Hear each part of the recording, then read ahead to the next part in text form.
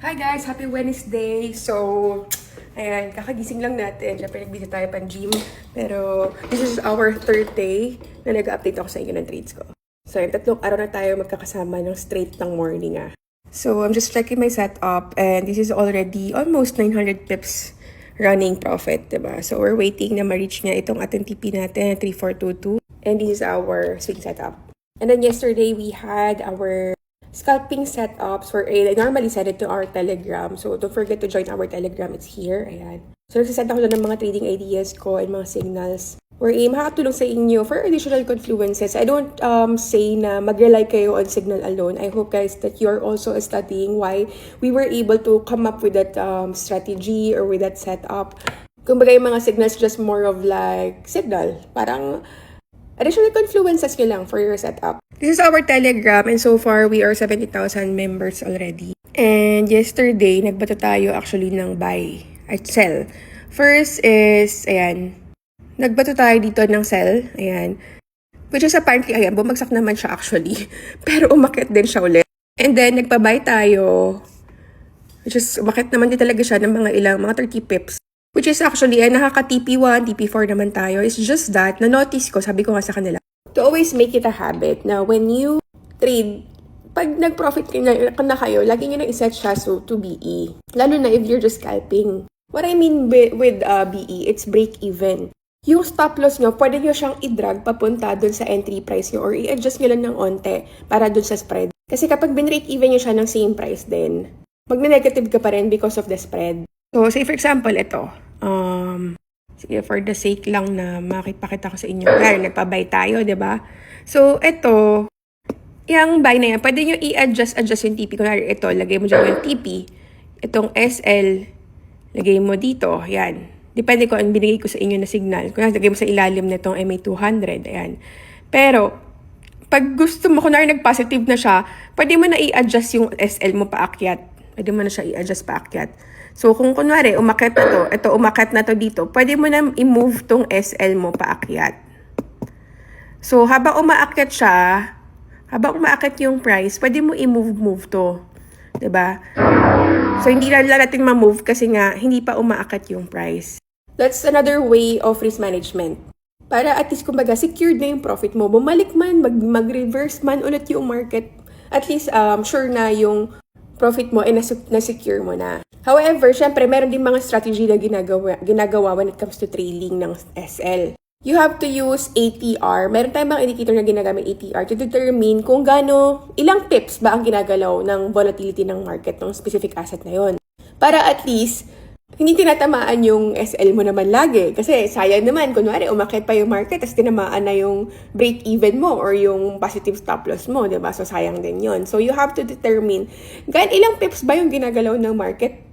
Para at least kung kunwari gumagalaw yung volatility ng market is gumagalaw siya for every 15 minutes ng mga 10 pips. So, ilalagay mo yung SL mo somewhere mga 8 pips or 9 pips para at least hindi siya tatamaan. So, yesterday, we were able to generate, tingnan natin na, like itong mga to, yan, na SL siya, pero positive yung profit. Ibig sabihin na na-hit yung trailing natin.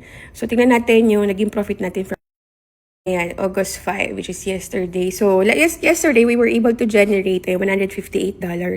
So, mga roughly around 9,000 pesos.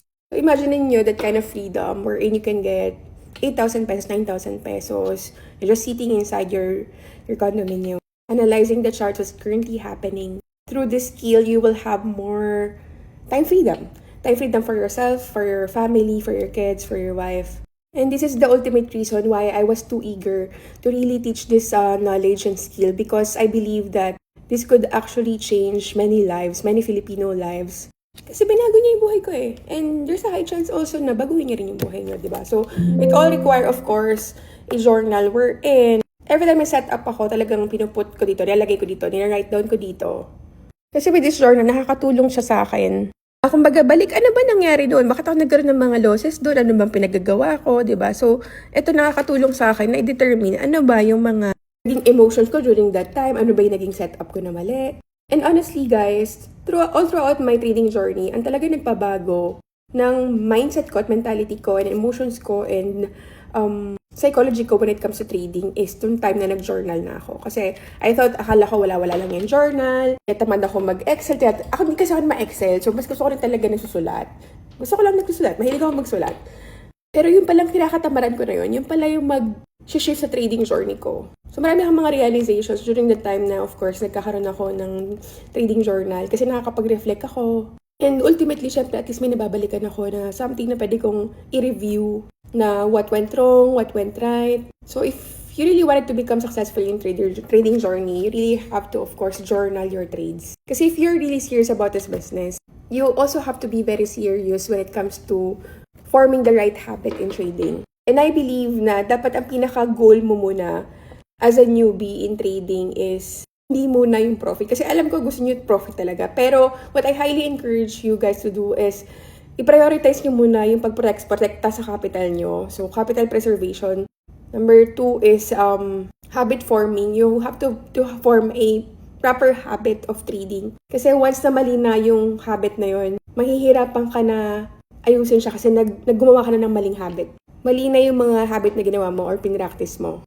And lastly, proper risk management. Ayun. So, most of the time kasi, bago natin ginagawa yung tatlo na yun, kailangan mapalo muna tayo ng market. So parang kumbaga, masasaktan muna tayo sa mga losses natin, susunugan tayo, tsaka tayo talagang natututo. Which is actually hindi ko naman mapagkakaila kasi lahat naman tayo dumaan sa ganun.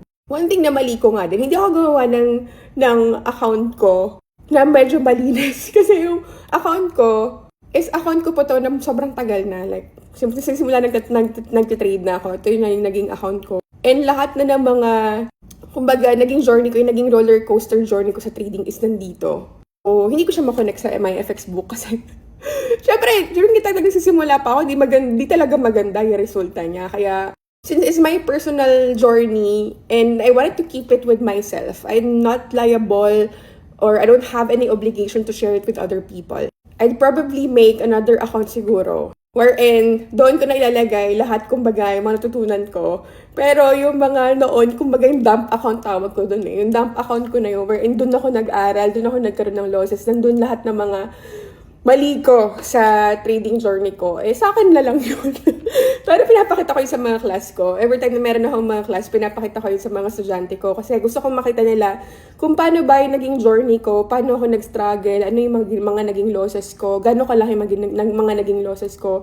Every graduation na yung pinapakita ko yun. Pero in this case, I wanted to keep it private. I wanted to keep it with myself. Nagwala lang siguro ako ng separate account wherein doon yung makikita yung mga trades natin na syempre binabato ko rin na signal para at least maging transparent din tayo kasi one thing I realized during the time na I'm being criticized is tama nga naman talaga yung mga haters ko na I really have to show my credentials through my FX book. Kasi that's one thing na hindi ko ginawa, tinrabaho, or hindi ako gumawa ng account wherein specifically for public account lang. So, mostly ng mga public accounts is mga EA yan, mga EA nila Coach Edsel. Which is yun naman, automated trading. Kasi I believe na marami talagang gusto ng mga automation, passive income. Which is ako, I believe nung time na employee pa lang ako, talagang I'm really into talaga automation. But anyway, ito yung trade natin ngayon. So meron tayong $0.27 na profit so far. So iiwa ko na lang yan. So if you're gonna be asking me what would be my setup for this Asian session, my bias would be sell. Because I'm seeing some imbalances here na potentially pwedeng balikan. And kung titignan natin yung retracement, tingnan natin kung hanggang siya babalik dito sa ating Fibonacci. So, meron tayo ditong golden zone, this one, ayan. So, ang potential na balikan ng presyo is somewhere here and then up, ayan. Dito sa ating golden zone. Somewhere within this zone. And then, this will continue going up. Kasi ito sa ating swing setup, ayan, we're seeing na, ayan, makikita nyo naman, na since almost 900 pips na siya, nakita talaga yung volume ng mga buyers is really, really strong. Dapat for like this week talaga, ang bias mo talaga is buy. Pero pwede rin mag-sell, but, yun nga, for scalping only. So you have to be very careful when you trade against the trend, diba? But anyway, sige, mag-gym na muna ako. And then, ayun guys, I'll update you again for today kung ano yung mga market outlook natin. And hopefully makahanap tayo ng mga possible setups.